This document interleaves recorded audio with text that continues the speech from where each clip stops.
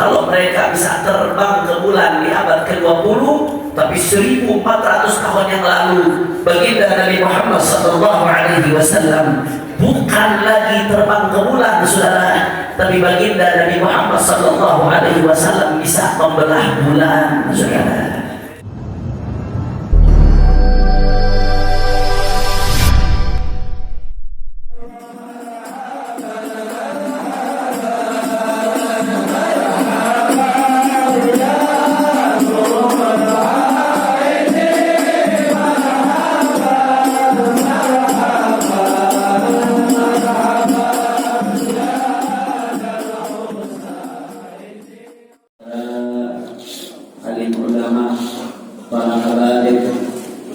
Para kiai, para sesepuh, wabil khusus guru kita bersama yang tadi telah menyampaikan tausiahnya, yaitu Al-Habib Naufal ibn Idrus Al-Abbas, begitu pula Haji Abdul Ba'id, segenap pengurus daripada Masjid Al-Istiqamah.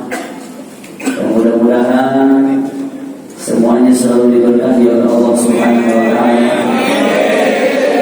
Khusus saat penghormatan yang paling istimewa saya sampaikan kepada segenap hadirin hadirat, muslimin muslimat, mukminin mukminat, karyawan dan karyawati yang ada di Epson ini. Kita doakan mudah-mudahan tidaklah kita keluar dari tempat ini kecuali semua dosa kita diampuni oleh Allah. Amin. Yang sakit Allah angkat penyakitnya, Allah sehatkan badannya. Semua yang hadir dilapangkan rezekinya, diberkahi kehidupannya. Yang belum menikah dimudahkan jodohnya. Banyak jodoh panas juga. Amin ya Rabbal Alamin. Negara Islam atau negara bukan Islam? Saudara, dalam berbagai hal umat Islam saat ini banyak mundur. Dalam bidang ekonomi umat Islam ada di depan atau di belakang? Di belakang. Dalam bidang politik dunia saat ini, politik dunia internasional yang menguasai PBB dan lain sebagainya, umat Islam atau non-Muslim? Muslim, saudara. Kenapa bisa umat Islam terbelakang? Karena umat Islam banyak yang udah tak pede lagi dalam keislamannya, saudara. Mereka terlalu silau dengan peradaban-peradaban selain Islam. Akhirnya sudah tidak memegang teguh apa yang dibawa oleh baginda Nabi besar Muhammad Sallallahu Alaihi Wasallam. Padahal Pak Bu, saudara-saudari sekalian yang dirahmati oleh Allah Subhanahu Wa Taala, andai kata dia betul-betul tahu kemuliaan Nabi jauh sebelum manusia maju, Nabi Muhammad sudah lebih maju, saudara. Jauh sebelum manusia canggih, Nabi Muhammad sudah jauh lebih canggih, saudara. Saya kasih contoh yang sederhana yang mudah saja. Beberapa saat yang lalu pada tahun 69 ada seorang astronot yang namanya Neil Armstrong. Tahu Neil Armstrong? Jadi Udin Najiro, Neil Armstrong, seorang astronot yang katanya asal Amerika, saudara. Tahun 69, 16 April 69 dia diterbangkan dengan Apollo menuju ke bulan. 20 April 1969 konon katanya dia bisa menginjakkan kakinya di bulan. Pada saat itu Amerika bangga luar biasa. Di saat dunia belum bisa menginjakkan kaki di luar angkasa, kami sudah bisa menginjakkan kaki kami di luar angkasa. Kalian masih hidup di dunia, kami sudah sampai ke bulan. Bangga Amerika luar biasa. Indonesia pada saat itu pun banyak yang silau, tidak sedikit yang sampai minder dengan keislamannya. Begitu bangga dengan kemajuan barat, saudara. Padahal ibadah Allah, jauh sebelum manusia mengenal teknologi, kalau mereka bisa terbang ke bulan di abad ke-20, tapi 1400 tahun yang lalu baginda Nabi Muhammad SAW bukan lagi terbang ke bulan, saudara, tapi baginda Nabi Muhammad SAW bisa membelah bulan, saudara. Saya mau tanya, kira-kira terbang ke bulan sama belah bulan lebih hebat mana? Lebih dahsyat mana? Yang lebih aneh perempuan sudah tiap bulan didatangin bulan. Mereka baru bisa berapa itu bulan. Nabi Muhammad 1400 tahun yang lalu sudah bisa bulan, saudara. Ini peristiwa diabadikan dalam Al-Quran. Iqtarabatis sa'atu wa insyaqqal qamar. Allah Subhanahu wa taala mengabadikan peristiwa terbelahnya bulan dengan kebesaran baginda Nabi besar Muhammad. Ada yang mengatakan kepada saya, Habib, saya nggak percaya itu. Dari mana ceritanya bulan terbelah? Nggak masuk akal. Kita mau belah gunung aja susahnya setengah mati, Habib. Apalagi bulan. Bulan itu apa namanya, satelit alam. Nggak mungkin bulan bisa dibelah. Bulan bisa dibelah, saudara, nggak mungkin. Bulan terlalu besar, nggak mungkin Habib bisa dibelah. Dari mana itu sumbernya? Saya nggak yakin itu valid. Sumbernya dari Al-Quran. Allah yang menyatakan, Habib, saya bukan muslim, saya nggak beriman sama Al-Quran. Coba berikan kami bukti ilmiah bahwasanya bulan betul-betul bisa terbelah. Siapa saksi-saksinya yang melihat pada saat itu? Coba berikan kepada kami. Sudah Allah Subhanahu wa taala nggak akan pernah membiarkan cahayanya dihapus, saudara. Allah tidak akan pernah membiarkan cahayanya dipadamkan. Yuriduna yutfi'u nurallah. Mereka berusaha untuk padamkan cahaya Allah Subhanahu wa taala biafwahihim, dengan lisan-lisan mereka, dengan Facebook mereka, dengan Twitter mereka, dengan televisi mereka. Wallahu mutimmu nurih. Tapi Allah Subhanahu wa taala akan terus sempurnakan cahayanya, saudara. Akhirnya alhamdulillah, baru beberapa puluh tahun yang lalu ada seorang arkeolog yang melakukan penelitian di India, saudara. Ketika dia lakukan penelitian di India, akhirnya arkeolog tersebut menemukan sebuah manuskrip kuno peninggalan kerajaan India. Tahu manuskrip? Hah? Nasi uduk pakai sebuah jengkol. Manuskrip itu masih tulisan tangan, teks kuno yang masih pakai tulisan tangan. Manuskrip kuno ditulis oleh Raja India, diteliti dengan ilmu filologi. Ternyata usia manuskrip tersebut kurang lebih 1400 tahun yang lalu. Akhirnya, saudara, ternyata disimpulkan manuskrip tersebut ditulis pada zamannya baginda Nabi besar Muhammad sallallahu alaihi wasallam. Jarak antara India dan Arab sangat jauh. Jarak antara India dan Hijaz, Makkah, Madinah sangat jauh. Pada saat itu belum ada handphone, belum ada telepon, apalagi live streaming belum ada pada saat itu, saudara. Akan tetapi apa yang ditulis oleh Raja India tersebut, di manuskrip itu ada kesaksian yang luar biasa. Ditulis oleh si Raja India bahwasanya pada saat itu dia menyaksikan dengan mata kepalanya sendiri. Begitu juga penduduk India yang ada pada saat itu, mereka semuanya menyaksikan secara terang-benderang dengan kepalanya sendiri bahwasanya terjadi pembelahan bulan pada saat itu, saudara. Artinya apa? Waktu Nabi Muhammad tunjukkan bulan terbelah, orang-orang Arab itu nggak percaya, saudara. Kafir-kafir Quraisy mengatakan, oh, ini sihir sama Muhammad. Ini bukan bulannya yang terbelah, tapi mata kita yang dibuat sirup sama Nabi Muhammad. Tahu sirup, saudara? Sirup bahasa lokasi itu.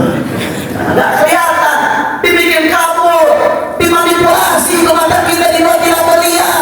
Ini bisa-bisanya Muhammad penyihir ini, Muhammad penyihir hebat. Mereka bikin kita tidak lihat bulan, seakan-akan bulan terbelah, padahal tidak terbelah. Saudara, ini dibantah oleh fakta ilmiah bahwasanya ternyata seluruh yang ada di India menyaksikan terbelahnya bulan. Mukjizat kebesaran Sayyidina Muhammad sallallahu alaihi wasallam. Kalau begitu jawab yang kompak, kira-kira Nabi Muhammad sallallahu alaihi wasallam mukjizatnya agung atau tidak?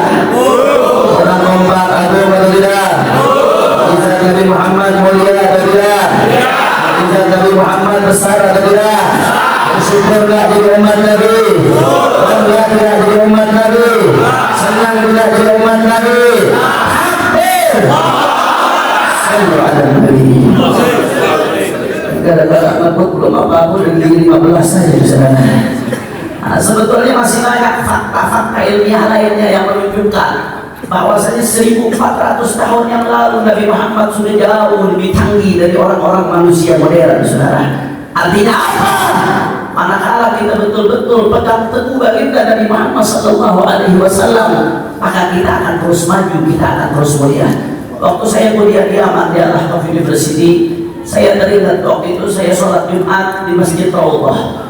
Yang khutbah waktu itu Habib Umar bin Muhammad bin Salim bin Habib Bulu Mulia. Habib Umar menceritakan sebuah fakta yang menarik.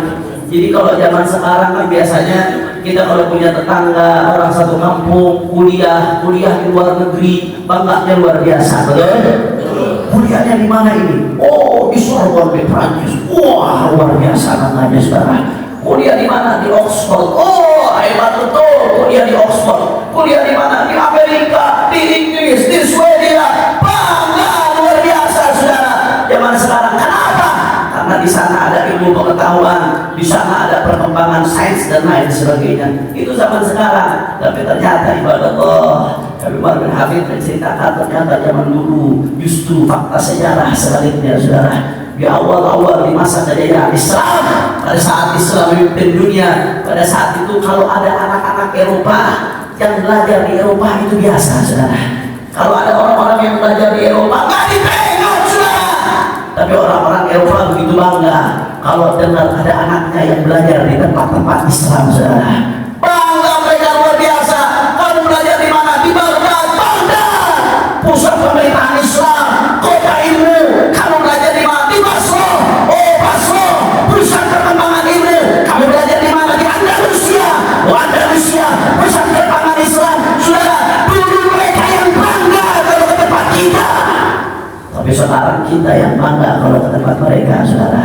Kenapa fakta ini bisa terbalik? Ibadah Allah, salah satu penyebabnya karena kita telah meninggalkan ajaran Sayyidina Muhammad sallallahu alaihi wasallam. Padahal Allah subhanahu wa ta'ala berfirman dalam Al-Quran, wa qala ta'ala ya ayyuhalladzina amanu istajibu lillah walir rasul idza da'akum lima yuhibbukum. Hei orang-orang yang beriman kepada Allah subhanahu wa ta'ala, istajibu lillah walir rasul idza da'akum lima yuhibbukum. Bergegaslah kalian untuk menyambut panggilan Allah, untuk menyambut panggilan Rasulullah sallallahu alaihi wasallam. Tidak ada agung melalui syariat-syariatnya, melalui hukum-hukumnya. Apa yang Allah perintahkan kita jalankan, apa yang Allah larang kita tinggalkan. Allah bilang jangan riba, ya kita nggak riba. Allah bilang jangan zina, ya kita jangan zina. Allah perintahkan sholat, ya kita sholat. Allah perintahkan kita untuk berekonomi syariat, ya kita berekonomi syariat saudara.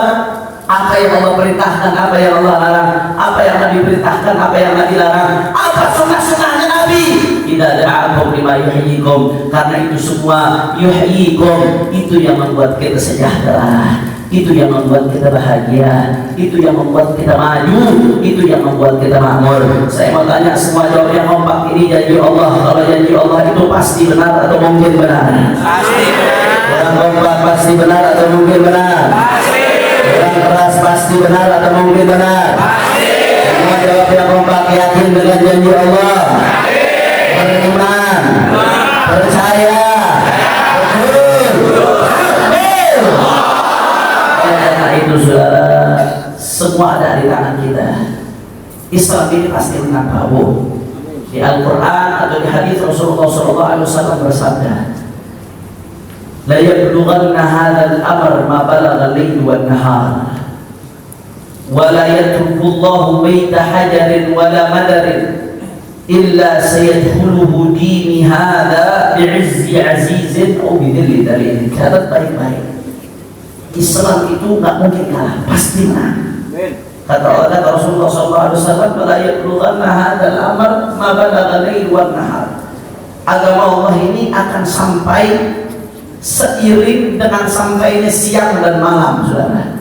Sebagaimana cahaya siang bisa sampai ke seluruh penjuru dunia, dan sebagaimana gelapnya malam bisa sampai ke seluruh penjuru dunia, begitu juga agama Allah pasti akan sampai ke seluruh penjuru dunia. Kata Nabi Muhammad SAW, wala yatrukullahu baita madarin wala wabarin. Dan Allah subhanahu wa ta'ala tidak akan meninggalkan satu rumah pun di atas muka bumi ini, baik rumah yang terbuat dari kayu, atau rumah yang terbuat dari batu, atau rumah yang terbuat dari bahan-bahan lainnya. Tidak ada satu rumah pun di atas kaum ini illa sayadkhuluhu dini hadza, kecuali akan masuk ke dalamnya cahaya agamamu, kata Rasulullah sallallahu alaihi wasallam, bi'izzi azizin aw bidhilli dalilin, dengan kemuliaan orang-orang yang mulia dan kehinaan orang-orang yang hina. Islam pasti menang, ada atau tiada kita, Islam pasti menang. Dengan atau tanpa kita, Allah pasti menangkan agama ini. Cuman yang jadi timbul tanda tanyanya,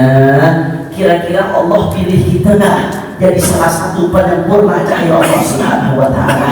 Kira-kira Allah jadikan kita nggak sebagai tangan-tangan pembawa risalah Nabi Muhammad sallallahu alaihi wasallam? Kira-kira Allah Subhanahu wa Ta'ala bakal pilih kita atau tidak? Jadi perantara penyempurna cahaya Allah, jadi pejuang-pejuang agama Allah Subhanahu wa Ta'ala. Saudara, Islam pasti menang, hanya saja kita tidak tahu menangnya di tangan siapa.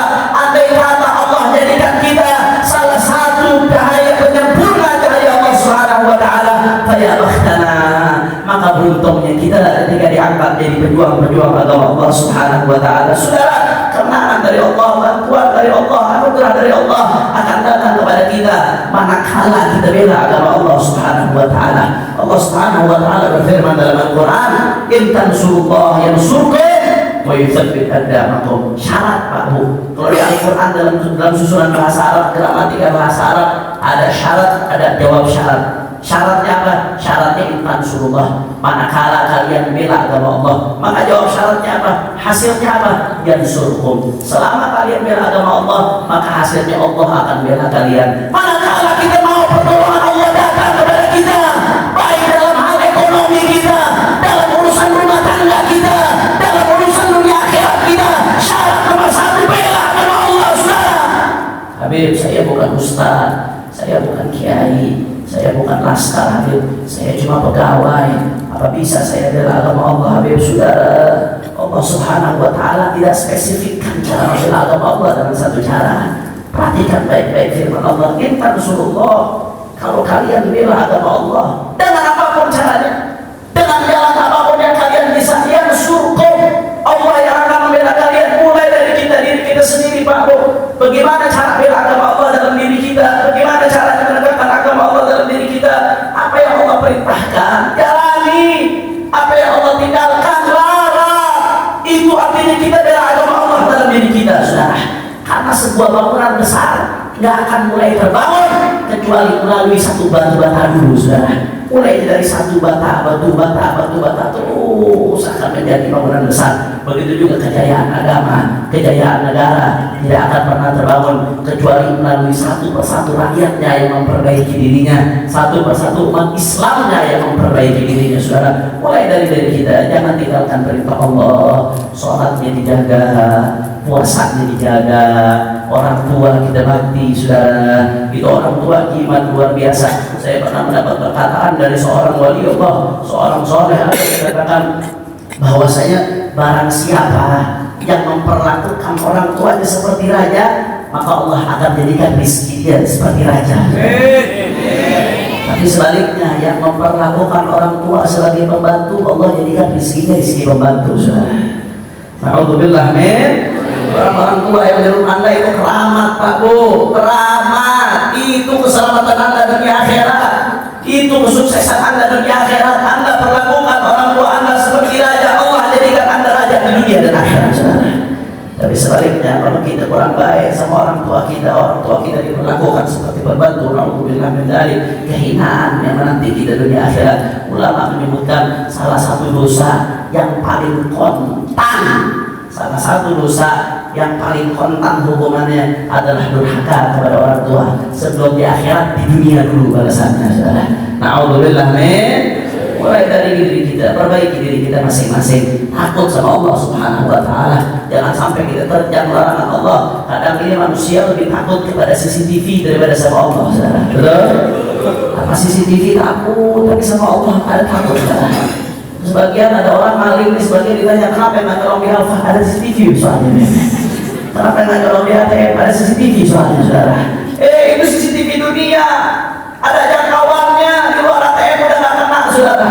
Di luar Alfa udah nggak kelihatan. Tapi jangan lupa CCTV Allah nggak ada batasnya, saudara. 24 jam kita digerakin, dipantau sama CCTV-nya Allah Subhanahu wa Ta'ala. Apa yang kita katakan direkam, apa yang kita lakukan direkam, saudara. Kalau CCTV dunia, nanti yang di CCTV dunia yang menyaksikan itu cuma di ruang kendali, 2-3 orang yang bisa melihat, betul? Tapi kalau CCTV Allah dipajang di yaumil mahsyar, di yaumil qiyamah, seluruh manusia melihat apa yang kita lakukan, saudara. Makanya kalau kita mau melakukan sebuah maksiat diganti-ganti Allah, kira-kira udah siap belum maksiat kita dijadiin nobar nanti di yaumil qiyamah?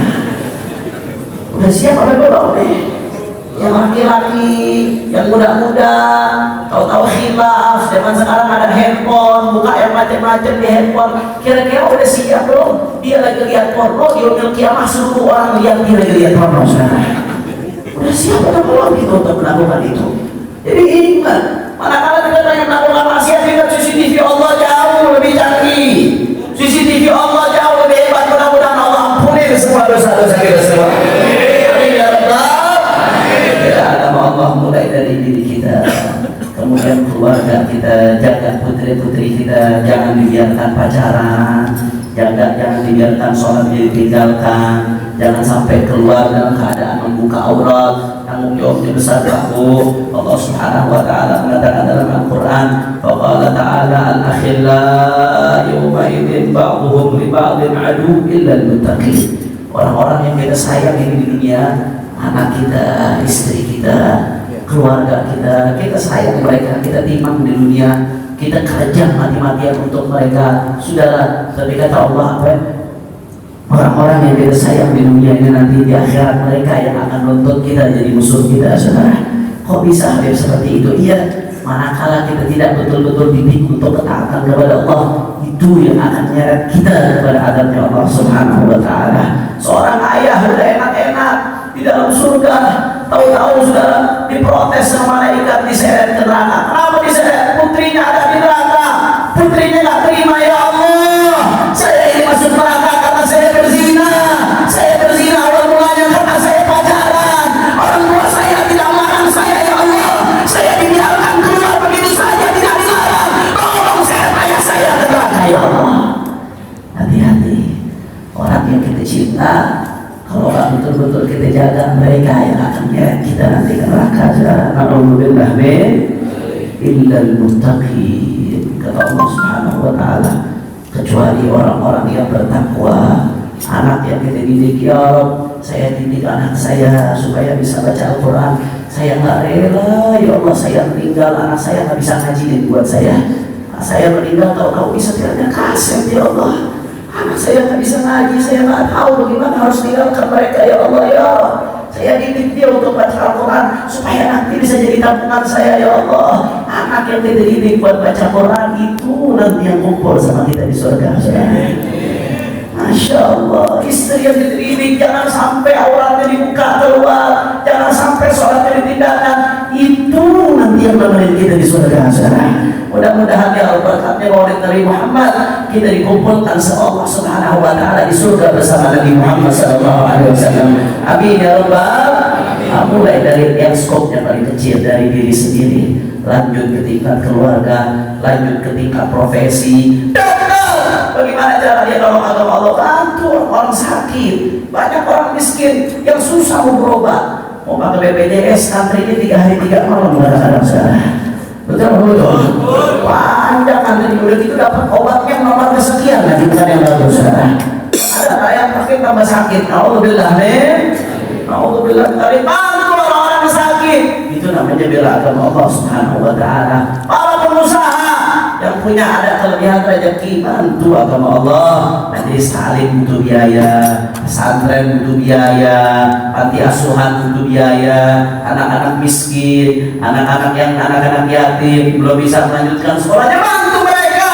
Itu namanya salah satu cara dalam membela agama Allah Subhanahu wa taala. Dan ada juga terkadang sekelompok orang yang nggak bisa bela agama Allah kecuali dengan cara apa?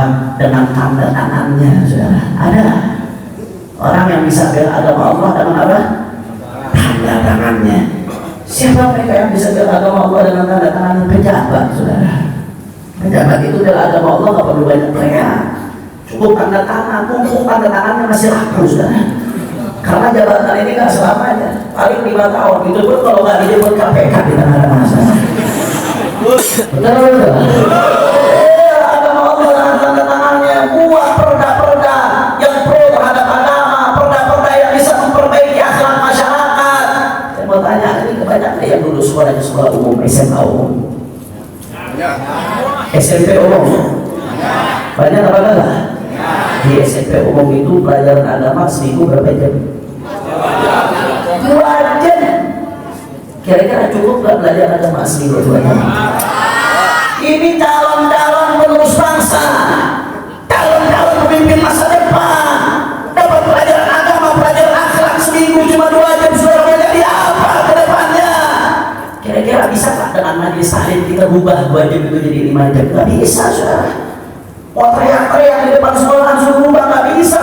Mesti pakai politik, mesti pakai undang-undang, harus keluarkan perda, atau dari departemen pendidikannya harus keluarin aturan, saudara. Bagaimana caranya untuk sampai ke situ? Harus ada orang-orang kita di dalam situ, saudara. Kalau nggak bisa, surah. Saya kasih contoh yang gampang aja. Sayyidina Umar bin Khattab pernah mengatakan, Inna Allah yaz'u bis-sultan ma la yaz'u bil-Quran. Terkadang Allah Subhanahu wa Ta'ala mencegah sebuah kemungkaran dengan tangan kekuasaan lebih efektif dari mencegah dengan Al-Quran. Maksudnya apa Habibie? Kadang-kadang ada satu kemungkaran, satu keburukan, dicegah pakai Quran gak gampang, saudara. Dibacain ayat, ittaqillah, wala taqrabuz zina, kagak mempan-mempan. Begitu pakai tangan kekuasaan sebentar, dengan mudah bisa ditutup. Saya kasih contoh yang gampang, sederhana. Di Jakarta itu ada tempat namanya Alexis, saudara. Tahu Alexis? Oh, dari mana ini? Jangan-jangan langganan. Alhamdulillah, Alexis itu sudah masyhur, sudah populer, betul? Itu kata Fir'aun mini, kata Ahok dulu, saudara. Fir'aun mini, kata Ahok, Alexis itu dulu, itu surga, kata Ahok bukan di telapak kaki itu, tapi surga ada di lantai sekian Alexis, saudara. Segala macam ada Alexis, pelacuran ada, prostitusi, minuman keras, ekstasi, saudara. Oh, macam-macam ada di situ. Kiai Habib mau nutup setengah mati juga bisa-bisa. Pakai ayat diterapkan makin jadi. Pasca boleh mau nutup kagak bisa-bisa. Yang dihadapin aparat, yang dihadapin preman, yang dihadapin konglomerat, bikinnya kuat betul, saudara. Begitu Allah kasih penduduk Jakarta seorang gubernur yang saleh, Pak Anies Baswedan, mudah-mudahan dikasih istiqamah. Sebelum dia naik, perjanjian sama ulama, Pak Anies, nanti kalau Bapak naik, Bapak harus punya komitmen untuk berantas maksiat, siap. Bapak harus untuk Alexis, siap. Tanda tangan hitam di atas putih, kontrak politik. Dan alhamdulillah beliau gak ingkar janji, saudara. Berapa lama setelah beliau naik, gak pakai repot-repot, gak pakai banyak ngomong, gak pakai teriak-teriak, gak pakai bawa bentungan, saudara. Simple, sederhana, cuma pakai pulpen sama kertas. Dalam sehari Alexis bisa ditutup, saudara. Takbir, takbir. Kenapa bisa punya gubernur seperti ini? Karena umat Islam yang naik, ya saudara. Sebelumnya kenapa bisa punya Fir'aun ini Jakarta, saudara? Karena umat Islam juga yang naik. Sekarang kita pakai sistem demokrasi, realistis saja, saudara. Kekuasaan ada di tangan rakyat. Rakyat yang bisa menentukan kemana arah bangsanya ke depan, saudara. Saya mengatakan seperti ini bukan berarti saya mengajak untuk politik praktis, tidak. Politik praktis halal. Dukung-mendukung karena alasan dapat uang, atau karena alasan dapat jabatan, karena alasan kepentingan pribadi, atau karena alasan lain sebagainya, bukan untuk kemaslahatan amat. Manakala pakai nama agama, tapi ternyata untuk kepentingan pribadi, halal. Agama terlalu suci untuk hanya dijadikan alat pemuas syahwat politik, saudara. Betul? Tetapi sebaliknya, kalau kita politik praktis memanfaatkan agama untuk politik haram, tapi sebaliknya memanfaatkan politik untuk agama itu sebuah keharusan, saudara. Jadi beda, Pak Bu. Perhatiin baik-baik. Kalau pakai bahasa kampusnya, saya pernah mengistilahkan ada politisasi Islam, ada islamisasi politik. Kalau politisasi Islam yang tadi nggak boleh. Partai pakai lambang-lambang Islam, tertulis di ADRT, asasnya asas Islam, jualannya kemana-mana, jualan Islam, tahu-tahu juga memimpin kafir. Saya tanya begitu ada apa kagak? Ada. Ini namanya politisasi Islam.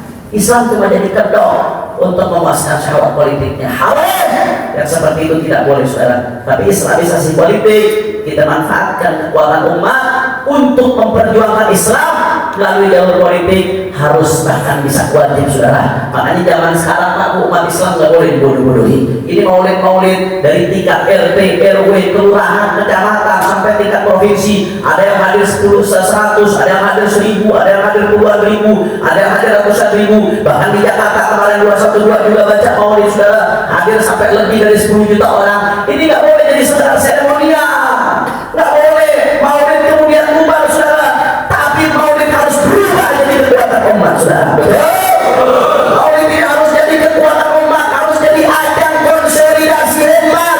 Ke depan jangan ada lagi yang duduk di parlemen melalui jalur suara umat Islam, kecuali mereka yang punya komitmen untuk menegakkan agama Islam melalui undang-undang, saudara. Ini bukan makar, ini tidak bertentangan dengan Pancasila. Pak Karno pernah mengatakan pada saat itu, kalian umat Islam, kata Bung Karno dalam salah satu pidatonya, kalian nggak perlu berubah sistem negara, kalian nggak perlu khayal tinggi-tinggi. Ini ada parlemen. Kalau kamu mau nilai-nilai Islam masuk ke undang-undang kita, gampang caranya. Banyakin tuh wakil kalian di parlemen yang memperjuangkan nilai-nilai agama. Insya Allah undang-undang kita akan semakin Islami dan kepentingan umat Islam akan semakin bisa diperjuangkan. Insya Allah.